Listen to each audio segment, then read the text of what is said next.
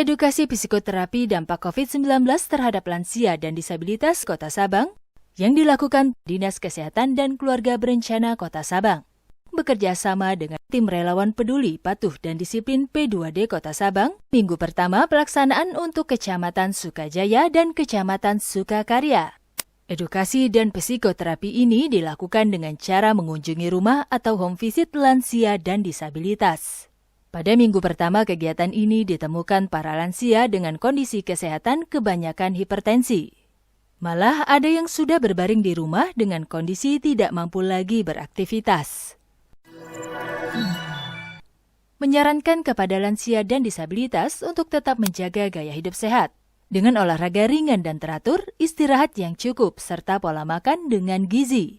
Bagi lansia dan disabilitas yang hanya terbaring saja dan tidak mampu lagi melakukan aktivitasnya, diperlukan peran keluarga untuk melindungi, merawat, dan memantau kondisi kesehatan lansia dan disabilitas. Papar Dr. Jevo Rifan Sandika, selaku dokter tim edukasi dan psikoterapi Kecamatan Sukakarya. Setelah kami lakukan evaluasi, turun ke desa-desa untuk melihat lansia yang berada di PS Nara, itu Kecamatan Sukakarya.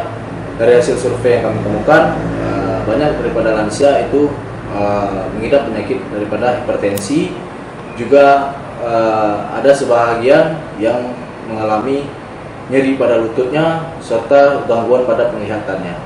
Telah kami kunjungi ke rumah-rumah warga.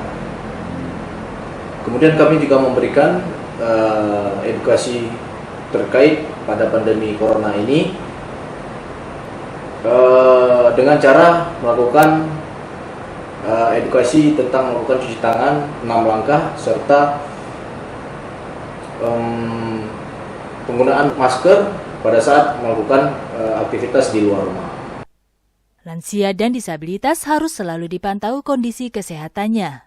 Karena lansia paling berisiko tertular virus corona disebabkan penyakit yang dideritanya dan daya tahan tubuh yang sudah mulai menurun. Pencegahan secara dini perlu dilakukan dengan memberikan edukasi berupa protokol kesehatan yang telah ditetapkan oleh pemerintah.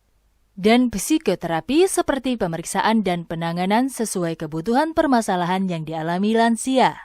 Agar para lansia mampu melakukan pencegahan secara mandiri untuk melindungi dirinya dari penularan virus corona, sehingga mengurangi dampak yang akan muncul dari pandemi COVID-19. Tambah Dr. Sinta Amelia selaku dokter tim edukasi dan psikoterapi Kecamatan Sukajaya.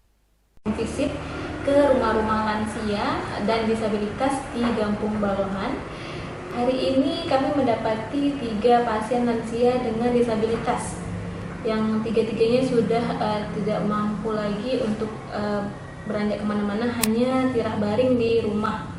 Ya, setelah kami melakukan pemeriksaan, kami memberikan edukasi, kemudian farmakoterapi seperti biasa, dan rata-rata semua pasien yang kami periksa menderita hipertensi dan ada juga dengan diabetes mellitus. Untuk tekanan darah, rata-rata kami jumpai di atas 140 mm air raksa.